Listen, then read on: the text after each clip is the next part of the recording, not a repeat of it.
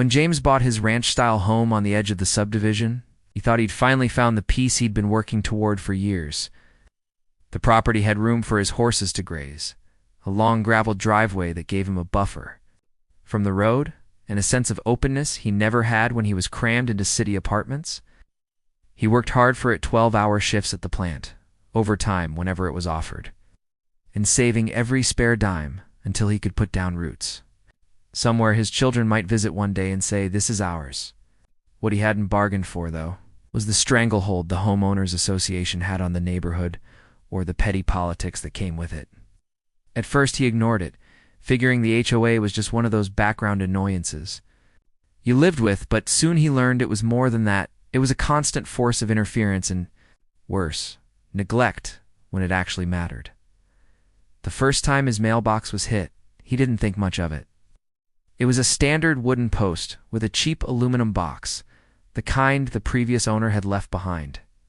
One morning, he walked out and found it leaning sideways at a crazy angle, splintered near the bottom as though something had slammed into it. He sighed, pulled it out of the ground, and bought a replacement at the hardware store. He figured maybe a careless driver or a delivery truck had swerved too close.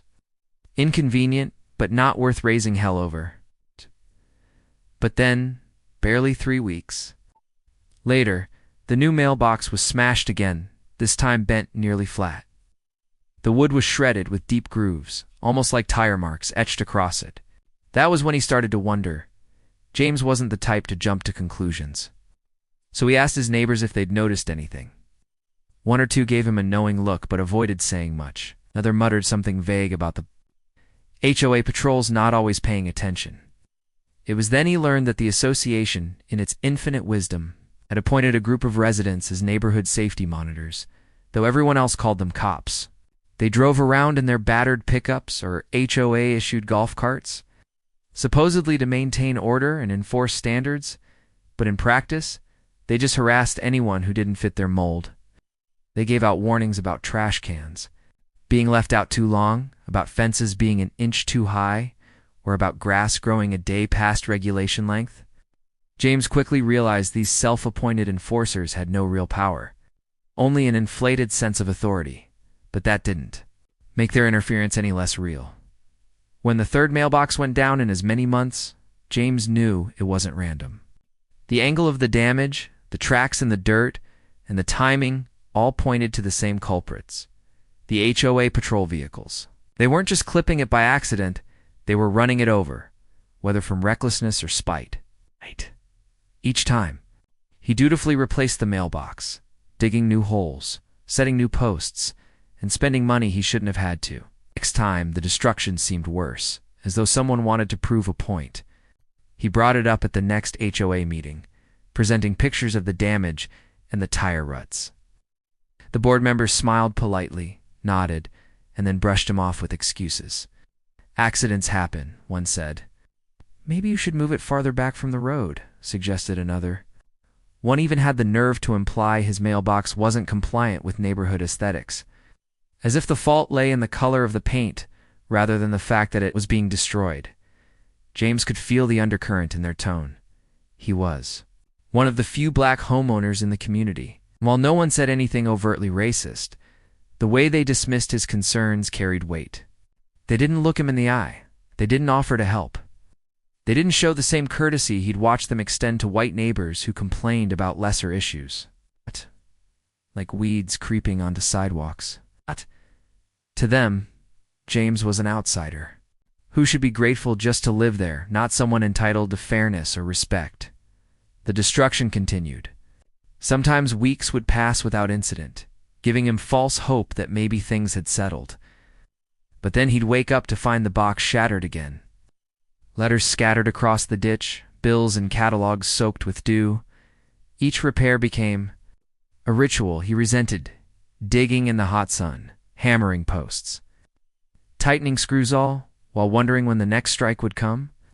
He started keeping a small stack of spare parts in the shed, almost expecting the inevitable. His frustration grew, not just at the damage, but at the utter indifference of the HOA. Every time he raised the issue, they told him the same thing: "We'll look into it." They never did.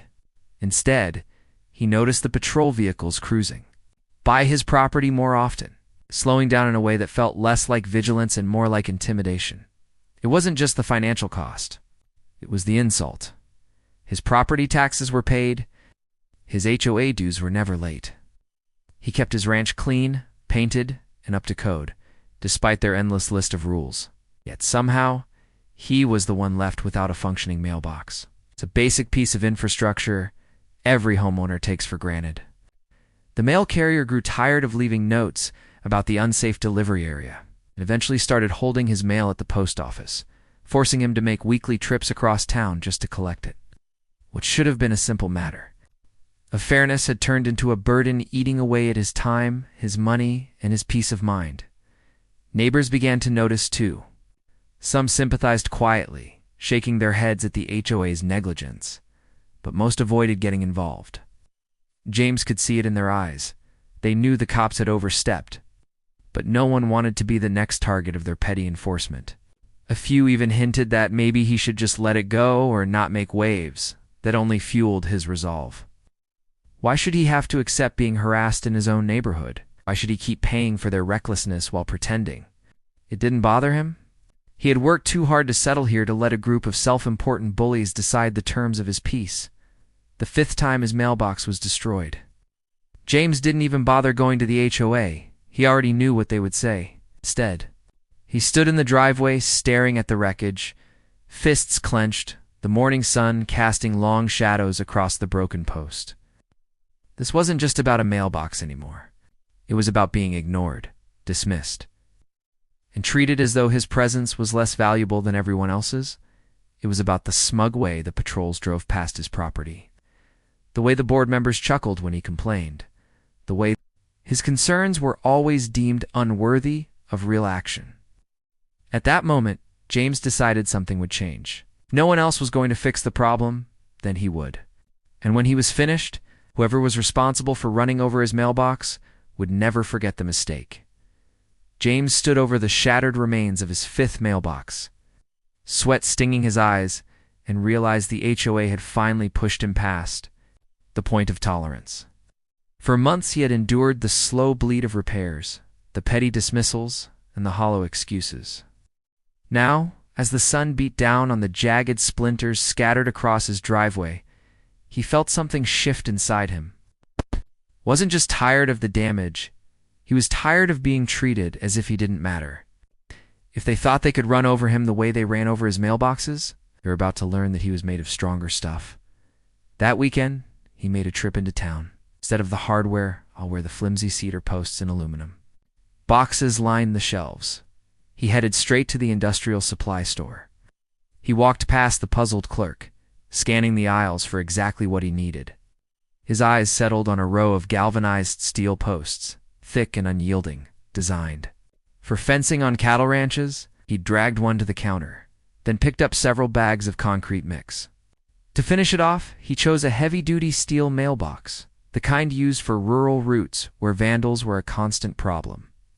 From the outside, it looked ordinary enough, but it was reinforced, solid, and built to withstand impacts that would crumple any standard box. The clerk raised an eyebrow at the pile of supplies and joked, "Building a bunker." James only smiled and said, "Something like that." Back home, James spent the entire Saturday preparing the ground. He dug a hole deep enough that it felt like he was anchoring a telephone pole rather than a mailbox. He lowered the steel post into the pit, making sure it was perfectly straight, then mixed the concrete until it was thick and heavy. He poured bag after bag into the hole, tamping it down, watching the steel post stand firm as the base solidified around it. By evening, sweat-soaked and exhausted, he stepped back to admire his work. This wasn't just a mailbox anymore, it was a monument. When he bolted the reinforced steel box to the top, it looked deceptively ordinary, just another piece of roadside furniture. But James knew the truth. It was a fortress disguised as a mailbox. A quiet trap waiting for the next careless driver who treated his property like a punching bag.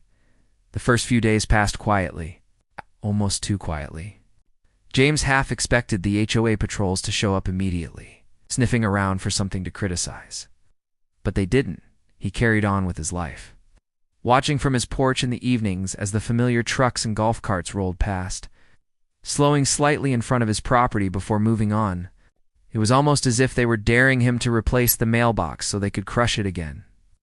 What they didn't know was that this time, the mailbox was daring them back. It didn't take long. About a week later, late on a humid Thursday night, James was sitting in his living room with the windows open when he heard it. The unmistakable crunch of metal meeting something much harder. The sound reverberated through the quiet street, followed by the screech of tires and a dull thud. James was on his feet in an instant, pulling open the door to see a pickup truck idling crookedly at the edge of his yard. Its front fender was caved in, the headlight shattered, and steam hissed from the radiator. In front of it, standing as unshaken as a sentinel, was his new mailbox, completely unharmed. The driver stumbled out, a man James recognized as one of the self-appointed cops. He stood there slack-jawed, staring at the pristine mailbox, as though it had defied the laws of nature. He kicked the steel post in frustration, then winced as pain shot through his foot. James leaned against the porch railing, arms folded, watching with calm satisfaction. The man glanced at him, embarrassment painted across his face, then muttered something under his breath as he climbed back into his battered truck. The engine sputtered to life, and he limped away into the night, leaving behind a trail of leaking. Coolant news spread faster than James expected. By the next HOA meeting, whispers filled the room. Neighbors exchanged smirks, and a few even chuckled quietly when the subject of property damage came up. The board tried to regain control, scolding James for modifying community property without approval. They claimed his mailbox didn't meet the aesthetic guidelines, that it was out of compliance, and that he needed to replace it with something more suitable. James sat calmly, letting them drone on, then pulled out a stack of photos. 5 different mailboxes smashed beyond recognition, 5 sets of tire tracks leading to the same spot, and 5 copies of the complaints he had filed that had gone ignored. He laid them out neatly in front of the board. "I followed the rules every time," James said, his voice steady. "I replaced it with the same style you approved, and each time it was destroyed. You ignored my reports, and you dismissed my concerns. So I built something that works. You don't like it? Take it up with the people who kept running it over." For once, the board had no comeback. Silence in the room spoke louder than any rulebook. The same patrolmen who had strutted around the neighborhood handing out warnings now avoided eye contact. Shifting uncomfortably in their chairs, they knew the truth. James hadn't broken the rules. He had simply built a mailbox that couldn't be bullied, and in doing so, he had exposed the carelessness, perhaps malice, of the so-called enforcers. From that day forward, James's mailbox stood untouched. The patrol trucks gave his property a wide berth, slowing down well before they reached his driveway and hugging the opposite side of the street as they passed.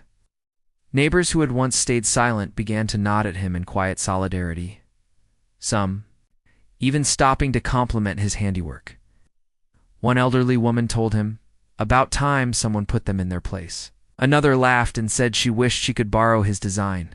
The sense of isolation James had felt for months began to fade, replaced with something closer to respect as the months rolled on.